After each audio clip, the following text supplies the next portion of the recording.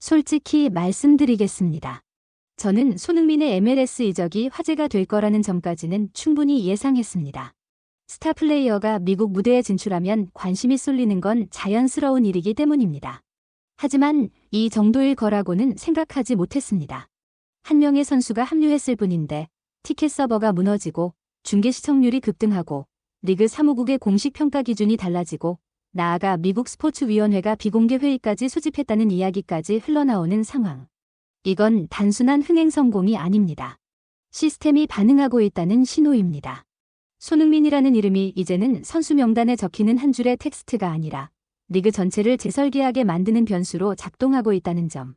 오늘 이야기는 바로 그 지점에서 출발합니다. 플레이오프는 정규 시즌과 완전히 다른 무대입니다. 리그 전체를 관통하는 긴 흐름 속에서 쌓아올린 기록과 평가는 이 짧고 잔혹한 토너먼트 앞에서는 언제든 무력해질 수 있습니다. 그래서 플레이오프는 늘 이렇게 불립니다. 별표의 선수의 진짜 급이 드러나는 시간, 별표이라고 말이죠.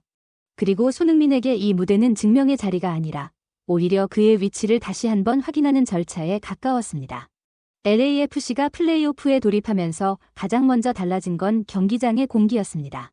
정규 시즌과는 비교할 수 없을 정도로 압축된 긴장감, 단 한 번의 실수가 곧 탈락으로 이어질 수 있는 구조, 그리고 상대팀들이 공통적으로 준비해온 하나의 전술적 키워드.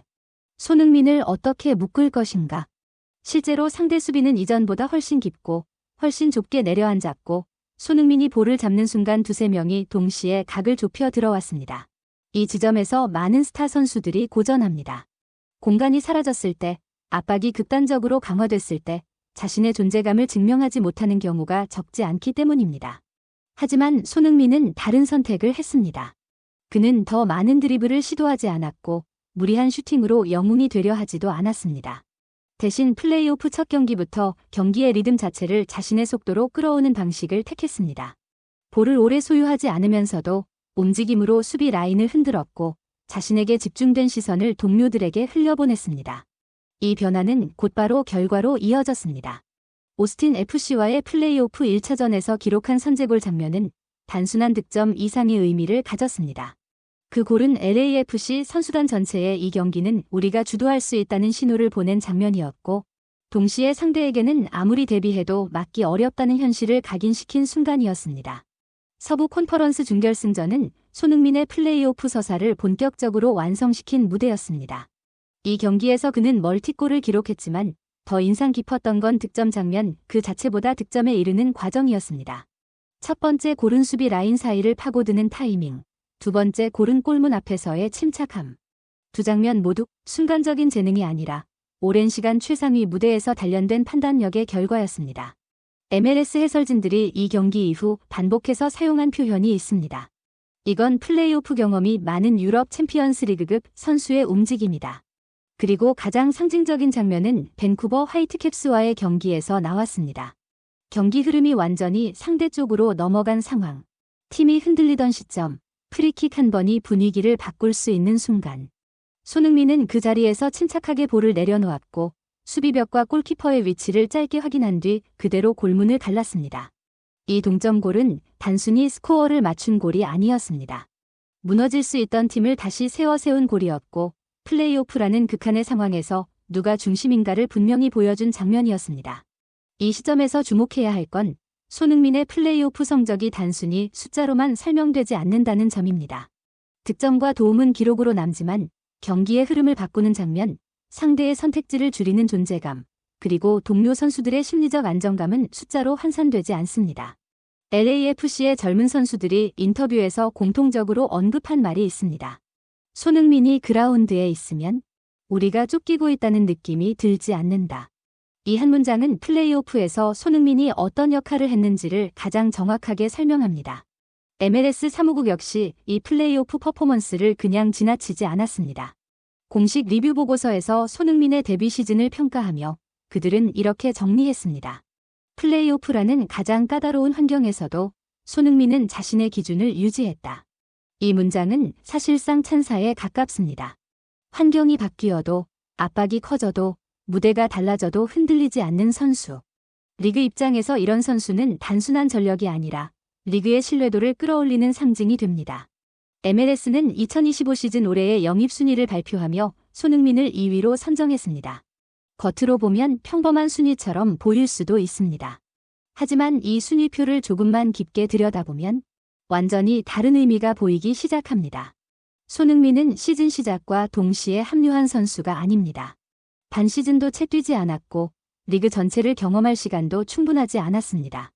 그럼에도 불구하고 MLS는 그를 리그 전체 영입 중 두 번째로 뛰어난 사례로 공식 규정했습니다. 더 결정적인 문장은 따로 있습니다. MLS는 공식 코멘트에서 이렇게 밝혔습니다. 손흥민이 겨울 이적 시장을 통해 합류했다면 그는 이 순위의 선두에 있었을 것이다.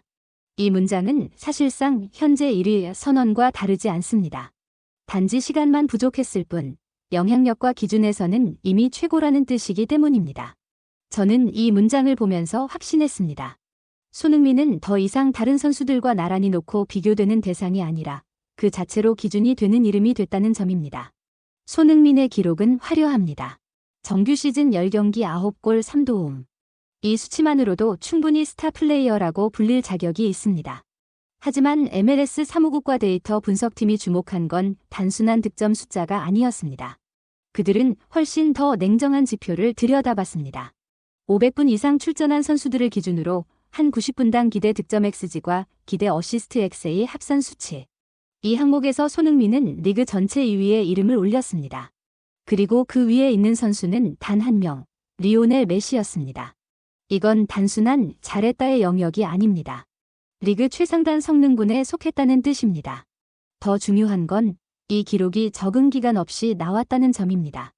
새로운 대륙, 다른 심판 성향, 긴 이동거리, 독특한 경기 템포. MLS는 결코 만만한 무대가 아닙니다. 그럼에도 손흥민은 첫 경기부터 팀의 전술 중심이 됐고 경기 흐름을 결정짓는 존재로 작동했습니다. 기록은 결과가 아니라 이미 일어난 변화를 증명하는 증거였습니다. 손흥민의 LAFC 이적은 금액부터가 화제였습니다. 2,650만 달러. MLS 역사상 최고 이적료였습니다. 보통 이런 계약에는 항상 과연 그만한 가치가 있을까라는 의문이 따라붙습니다. 하지만 손흥민은 이 질문에 아주 빠르게 답을 내놓았습니다. 그는 단 한 경기만에 팀의 중심이 됐고 플레이오프 진출이 불투명하던 LAFC의 분위기를 완전히 바꿔놓았습니다. 드니 부안가와의 조합은 흥부 듀오라는 별명과 함께 리그 전술 분석 자료에 단골로 등장하기 시작했습니다.